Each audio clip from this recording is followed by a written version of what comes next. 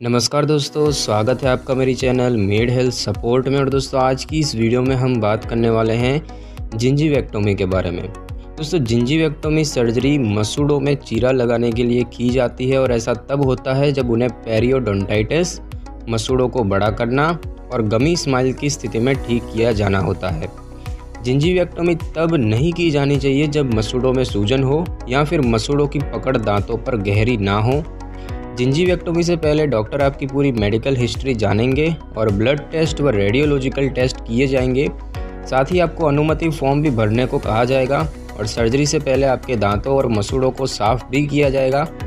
Doctor surgery के स्थान को शून्य करने के लिए लोकल एनेस्थेशिया देंगे। सर्जरी स्कैल्पल, लेज़र या फिर इलेक्ट्रो सर्जरी तकनीक द्वारा की जाती है और एनेस्थेशिया का प्रभाव कम हो जाने पर आप अपनी क्रियाएं कर सकते हैं। आपको दर्द कम करने के लिए दर्द की दवाएं दी जाएंगी।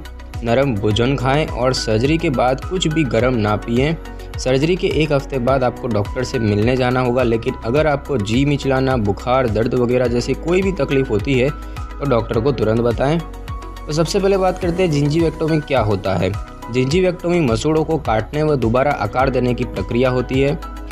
यह आमतौर पर मसूड़ों के रोग को ठीक करने के लिए की जाती है जब एंटीबायोटिक और नॉन सर्जरी ट्रीटमेंट का कोई प्रभाव नहीं पड़ता है।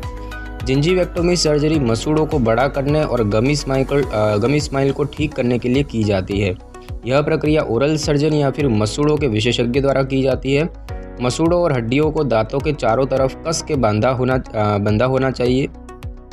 पेरियोडोंटाइटिस यानी कि मसूड़ों के रोग में हड्डियों और मसूड़ों में छेद बन जाते हैं और समय के साथ इन छेदों में बैक्टीरिया जम जाते हैं और इनसे ऊतकों और हड्डियों को क्षति पहुंचती है।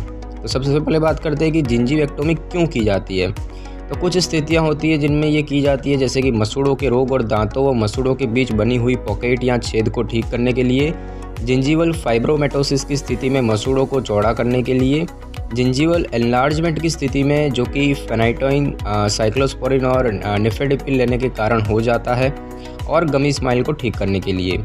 सर्जरी की सलाह मसूड़ों के रोग को ठीक करने के लिए दी जाती है और इस रोग के लक्षण जो है उसकी अगर हम बात करें तो मसूड़ों से खून बहना, दांत ढीले होना, मसूड़ों का नरम होना और मसूड़ों में सूजन होना, चबाने में दर्द होना, संवेदनशील दांत, सांसों की बदबू या फिर दांतों के आसपास मवाद होना।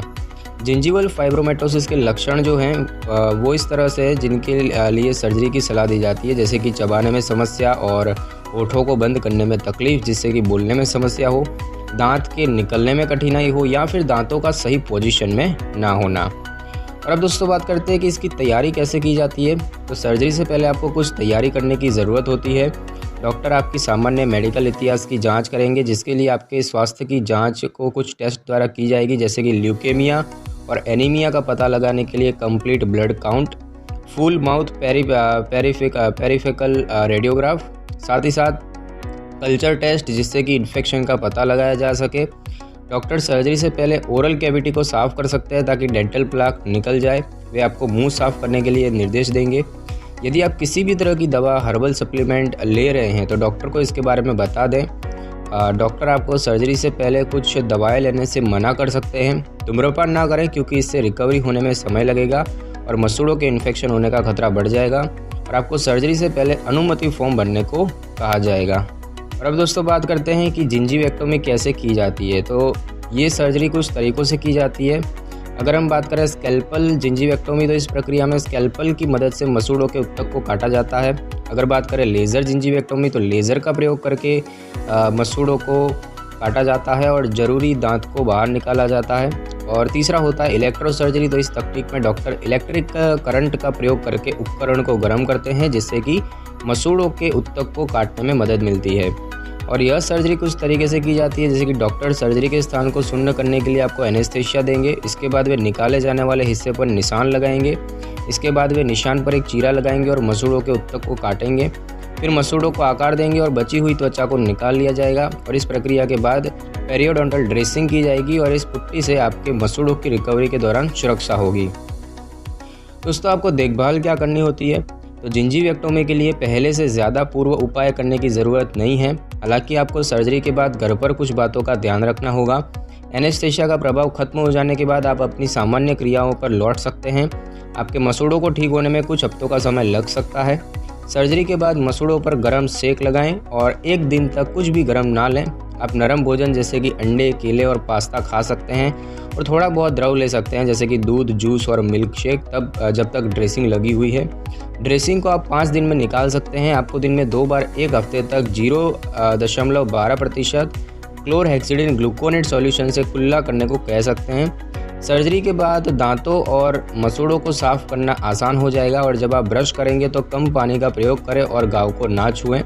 और आप दर्द के लिए दवाएं ले सकते हैं जैसे कि आइबुप्रोफेन या पैरासीटामोल, इनसे दर्द कम हो सकता है।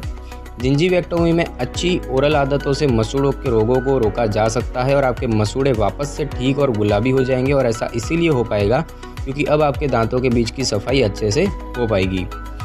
और दोस्तों, अब बात करते हैं डॉक्टर के पास कब जाएं। तो यदि आपको कुछ समस्या होती है तो आप ओरल सर्जन के पास जाएं, जैसे कि सर्जरी के बाद घाव से 4 घंटे तक खून आ रहा हो, बुखार हो, जी मिचलाना और उल्टी, सर्जरी के 2 दिन बाद तक सूजन हो या फिर सर्जरी का दर्द जो कि कम ही ना हो रहा हो। तो दोस्तों, जिंजीवेक्टोमी से क्या क्या खतरे, क्या जटिलताएं होती है। तो जिंजीवेक्टोमी से आपके खून में बैक्टीरिया जा सकता है, मसूड़ों के उत्तक में इन्फेक्शन भी हो सकता है और कुछ स्थितियों में आपको सर्जरी से पहले एंटीबायोटिक दिया जा सकता है, जैसे कि यदि आपका इम्यून सिस्टम कमज़ोर है।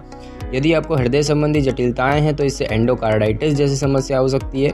यदि आपने हाल ही में सर्जरी करवाई है या फिर यदि आपके शरीर में कोई आर्टिफिशियल हिस्सा लगा हुआ है जैसे कि हार्ट वाल्व वगैरह।